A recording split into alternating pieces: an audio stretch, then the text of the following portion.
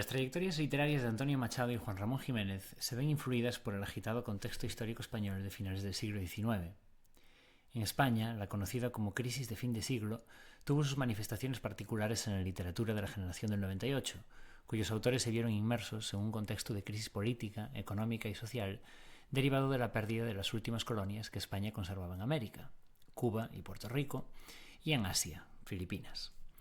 La crisis del 98 puso de manifiesto la decadencia e inoperancia del sistema político de la Restauración e hizo ver a los intelectuales y políticos progresistas de aquel entonces la necesidad de regenerar el país.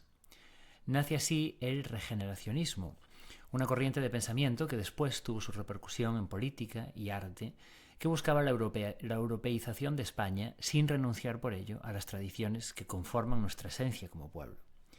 Miguel de Unamuno, autor del 98, resume el espíritu regeneracionista cuando dice: debemos europeizarnos y chapuzarnos de pueblo. Resultado de este esfuerzo regeneracionista fue, por ejemplo, la creación de la Institución Libre de Enseñanza, donde se educaron, entre muchos otros intelectuales de la época, Antonio Machado y su hermano Manuel. Nuestros poetas del momento fueron, como no podía ser de otra manera, modernistas. La influencia de Rubén Darío, al que todos consideraron maestro de la nueva poesía, se deja notar en la obra de todos los poetas españoles del momento.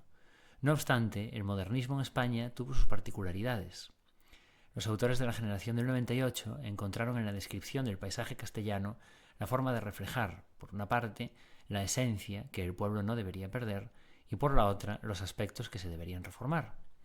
Antonio Machado fue el mayor representante de esta corriente. Por su parte, Juan Ramón Jiménez pertenece a una generación posterior, a medio camino entre la generación del 98 y las vanguardias. Sus preocupaciones estaban ya lejos de una crisis que España empezaba a dejar atrás. Sus principios artísticos los encontraron en el pensamiento del filósofo José Ortega y Gasset, que defendía un arte deshumanizado y puro, alejado del sentimentalismo y del intelectualismo de la generación del 98.